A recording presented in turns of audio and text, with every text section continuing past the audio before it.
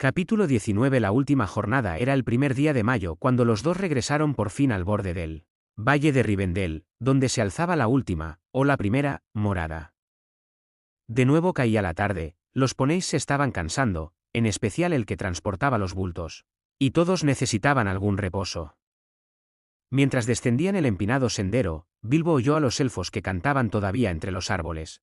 Como si no hubiesen callado desde que él estuviera allí hacía tiempo, y tan pronto como los jinetes bajaron a los claros inferiores del bosque, las voces entonaron una canción muy parecida a la de aquel entonces. Era algo así: el dragón se ha marchitado, le han destrozado los huesos, y le han roto la armadura, y el brillo le han humillado. Aunque la espada se oxide, y la corona perezca, con una fuerza inflexible y bienes atesorados, aún crecen aquí las hierbas, aún el follaje se mece, el agua blanca se mueve, y cantan las voces élficas. Venid. Tralala valle. Venid de vuelta al valle. Las estrellas brillan más que las gemas incontables, y la luna es aún más clara que los tesoros de plata. El fuego es más reluciente en el hogar a la noche, que el oro hundido en las minas. ¿Por qué ir de un lado a otro? Oh. Tralala valle. Venid de vuelta al valle. ¿A dónde marcháis ahora regresando ya tan tarde? Las aguas del río fluyen, y arden todas las estrellas. ¿A dónde marcháis cargados, tan tristes y temerosos? Los elfos y sus doncellas saludan a los cansados con un tralala valle, venid de vuelta al valle. Tralala valle. Falalalaye. Fala. Luego los elfos del valle salieron y les dieron la bienvenida, conduciéndolos a través del agua hasta la casa del Ron. Allí los recibieron con afecto, y esa misma tarde hubo muchos oídos ansiosos que querían escuchar el relato de la aventura. Gandalf fue quien habló, ya que Bilbo se sentía fatigado y somnoliento. Bilbo conocía la mayor parte del relato, pues había participado en él, y además le había contado muchas cosas al mago en el camino, o en la casa de Beorn, pero algunas veces abría un ojo y escuchaba. Cuando Gandalf contaba una parte de la historia de la que él aún no estaba enterado. Fue así como supo dónde había estado Gandalf, pues alcanzó a oír las palabras del mago a Elrond. Parecía que Gandalf había asistido a un gran concilio de los magos blancos, señores del saber tradicional y la magia buena, y que habían expulsado al fin al nigromante de su oscuro dominio al sur del Bosque Negro. Dentro de no mucho tiempo, decía Gandalf, el bosque medrará de algún modo. El norte estará a salvo de ese horror por muchos años, espero. Aún así, desearía que ya no estuviese en este mundo. Sería bueno, en verdad, dijo Elrond, pero temo que eso no ocurrirá en esta época del mundo, ni en muchas que vendrán después. Cuando el relato de los viajes concluyó, hubo otros cuentos, y todavía más, cuentos de antaño, de hogaño y de ningún tiempo, hasta que Bilbo cabeceó y roncó cómodamente en un rincón. Despertó en un lecho blanco, y la luna entraba por una ventana abierta. Debajo muchos elfos cantaban en voz alta y clara a orillas del arroyo. Cantad regocijados, cantad ahora juntos. El viento está en las copas, y ronda en el brezal, los capullos de estrellas y la luna florecen, las ventanas nocturnas refulgen en la torre. Bailad regocijados, bailad ahora juntos. Que la hierba sea blanda y los pies como plumas. El río es plateado, y las sombras se borran, feliz el mes de mayo, y feliz nuestro encuentro. Cantemos dulcemente, envolviéndolo en sueños. Dejemos que repose y vámonos afuera. El vagabundo duerme, que la almohada sea blanda. Arrullos. Más arrullos. De alisos y de sauces. Pino, tú no suspires, hasta el viento del alba. Luna, escóndete. Que haya sombra en la tierra. Silencio. Silencio. Roble, fresno y espino. Que el agua calle hasta que apunte la mañana. Bien, pueblo festivo. Exclamó Bilbo asomándose a la ventana. ¿Qué hora es según la luna? Vuestra nana podría despertar a un trasgo borracho. No obstante, os doy las gracias. Y tus ronquidos podrían despertar a un dragón de piedra. No obstante, te damos las gracias, contestaron los elfos con una risa. Está apuntando el alba, y has dormido desde el principio de la noche. Mañana, tal vez, habrás remediado tu cansancio. Un sueño breve es un gran remedio en la casa del Ron, dijo Bilbo, pero trataré de que el remedio no me falte.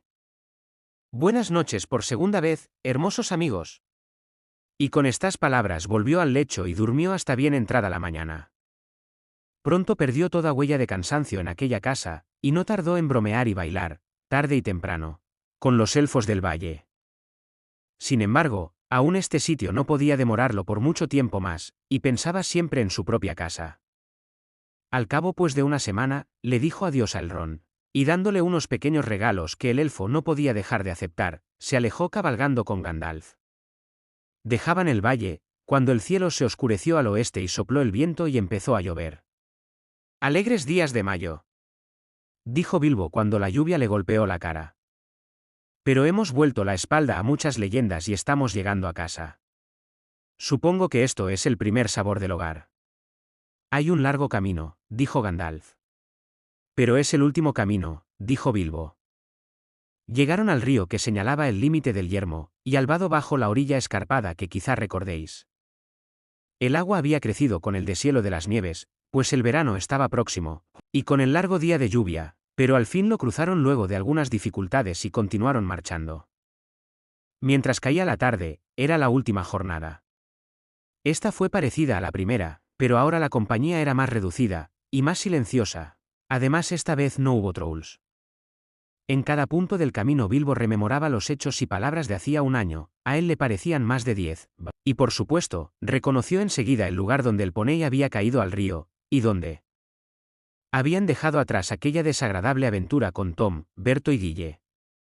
No lejos del camino encontraron el oro enterrado de los trolls, aún oculto e intacto. Tengo bastante para toda la vida, dijo Bilbo cuando lo desenterraron. Sería mejor que lo tomases tú, Gandalf. Quizá puedas encontrarle alguna utilidad. Desde luego que puedo, dijo el mago. Pero dividámoslo en partes iguales. Puedes encontrarte con necesidades inesperadas. De modo que pusieron el oro en costales y lo cargaron en los poneys, quienes no se mostraron muy complacidos. Desde entonces la marcha fue más lenta, pues la mayor parte del tiempo avanzaron a pie. Pero la tierra era verde y había mucha hierba por la que el hobbit paseaba contento. Se enjugaba el rostro con un pañuelo de seda roja, no había conservado uno solo de los suyos, y este se lo había prestado Elrond, pues ahora junio había traído el verano, y el tiempo era otra vez cálido y luminoso. Como todas las cosas llegan a término, aún esta historia. Un día divisaron al fin el país donde Bilbo había nacido y crecido, donde conocía las formas de la tierra y los árboles tanto como sus propias manos y pies. Alcanzó a otear la colina a lo lejos, y de repente se detuvo y dijo: los caminos siguen avanzando. Sobre rocas y bajo árboles, por cuevas donde el sol no brilla, por arroyos que el mar no encuentran. Sobre las nieves que el invierno siembra, y entre las flores alegres de junio, sobre la hierba y sobre la piedra, bajo los montes a la luz de la luna. Los caminos siguen avanzando bajo las nubes, y las estrellas, pero los pies que han echado a andar regresan por fin al hogar lejano. Los ojos que fuegos y espadas han visto, y horrores en salones de piedra, miran al fin las praderas verdes, colinas y árboles conocidos. Gandalf lo miró.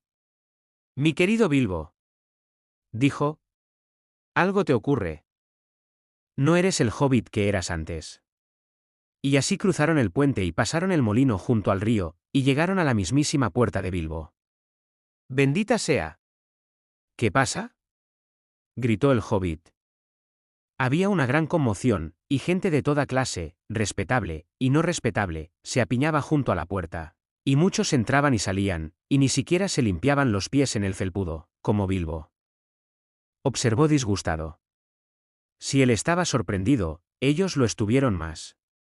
Había llegado de vuelta en medio de una subasta. Había una gran nota en blanco y rojo en la verja, manifestando que el 22 de junio los señores Gorgo y Borgo sacarían a subasta los efectos del finado señor don Bilbo Bolsón, de Bolsón. Cerrado, Hobbiton. La venta comenzaría a las 10 en punto. Era casi la hora del almuerzo, y muchas de las cosas ya habían sido vendidas, a distintos precios, desde casi nada hasta viejas canciones, como no es raro en las subastas. Los primos de Bilbo, los Sacovilla Bolsón, estaban en verdad muy atareados midiendo las habitaciones para ver si podrían meter allí sus propios muebles. En síntesis, Bilbo había sido declarado, presuntamente muerto, y no todos lamentaron descubrir que la presunción fuera falsa. La vuelta del señor Bilbo Bolsón creó todo un disturbio, tanto bajo la colina como sobre la colina. Y al otro lado del agua, el asombro duró mucho más de 9 días. El problema se prolongó en verdad durante años. Pasó mucho tiempo antes de que el señor Bolsón fuese admitido otra vez en el mundo de los vivos. La gente que había conseguido unas buenas gangas en la subasta, fue dura de convencer, y al final, para ahorrar tiempo, Bilbo tuvo que comprar de nuevo muchos de sus propios muebles. Algunas cucharas de plata desaparecieron de modo misterioso, y nunca se supo de ellas, aunque Bilbo sospechaba de los Sacovilla Bolsón. Por su parte ellos nunca admitieron que el Bolsón que estaba de vuelta fuera el genuino, y las relaciones con Bilbo se estropearon para siempre. En realidad, habían pensado mucho tiempo en mudarse a aquel agradable agujero hobbit. Sin embargo, Bilbo había perdido más que cucharas, había perdido su reputación. Es cierto que tuvo desde entonces la amistad de los elfos y el respeto de los enanos, magos, y todas esas gentes que alguna vez pasaban por aquel camino. Pero ya nunca fue del todo respetable. En realidad todos los hobbits próximos lo consideraron raro, excepto los sobrinos y sobrinas de la rama Tuk, aunque los padres de estos jóvenes no los animaban a cultivar la amistad de Bilbo. Lamento decir que no le importaba. Se sentía muy contento, y el sonido de la marmita sobre el hogar era mucho más musical de lo que había sido antes, incluso en aquellos días tranquilos anteriores a la tertulia inesperada. La espada la colgó sobre la repisa de la chimenea. La cota de malla fue colocada sobre una plataforma en el vestíbulo, hasta que la prestó a un museo. El oro y la plata los gastó en generosos presentes, tanto útiles como extravagantes, lo que explica hasta cierto punto el afecto de los sobrinos y sobrinas. El anillo mágico lo guardó muy en secreto, pues ahora lo usaba sobre todo cuando llegaban visitas desagradables. Se dedicó a escribir poemas y a visitar a los elfos, y aunque muchos meneaban la cabeza y se tocaban la frente, y decían, «Pobre viejo Bolsón», y pocos creían en las historias que a veces contaba, se sintió muy feliz hasta el fin de sus días, que fueron extraordinariamente largos. Una tarde otoñal, algunos años después, Bilbo estaba sentado en el estudio escribiendo sus memorias. Pensaba llamarlas Historia de una ida y de una vuelta, las vacaciones de un hobbit, cuando sonó la campanilla. Allí en la puerta estaban Gandalf y un enano, y el enano no era otro que Balin. «Entrad. Entrad», dijo Bilbo, y pronto estuvieron sentados en sillas junto al fuego. Y si Balin advirtió que el chaleco del señor Bolsón era más ancho, y tenía botones de oro auténtico, Bilbo advirtió también que la barba de Balin era varias pulgadas más larga, y que él llevaba un magnífico cinturón enjollado. Se pusieron a hablar de los tiempos que habían pasado juntos, desde luego, y Bilbo preguntó cómo iban las cosas por las tierras de la montaña. Parecía que iban muy bien.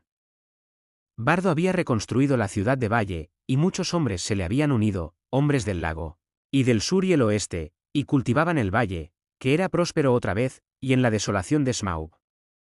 Había pájaros y flores en primavera, y fruta y festejos en otoño. Y la ciudad del lago había sido fundada de nuevo, y era más opulenta que nunca, y muchas riquezas subían y bajaban por el río rápido, y había amistad en aquellas regiones entre elfos y enanos y hombres. El viejo gobernador había tenido un mal fin.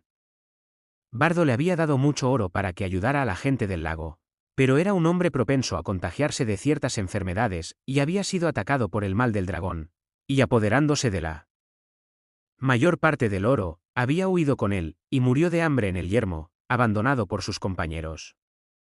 El nuevo gobernador es más sabio, dijo Balin, y muy popular, pues a él se atribuye mucha de la prosperidad presente. Las nuevas canciones dicen que en estos días los ríos corren con oro. Entonces las profecías de las viejas canciones se han cumplido de alguna manera, dijo Bilbo. Claro, dijo Gandalf. ¿Y por qué no tendrían que cumplirse? ¿No dejarás de creer en las profecías solo porque ayudaste a que se cumplieran? No supondrás, ¿verdad?, que todas tus aventuras y escapadas fueron producto de la mera suerte, para tu beneficio exclusivo. Te considero una gran persona, señor Bolsón, y te aprecio mucho, pero en última instancia, eres solo un simple individuo en un mundo enorme. Gracias al cielo, dijo Bilbo riendo, y le pasó el pote de tabaco. Si estás interesado en Hobbits aprenderás mucho más sobre ellos en El Señor de los Anillos, 1. La Comunidad del Anillo 2. Las dos Torres 3. El Retorno del Rey.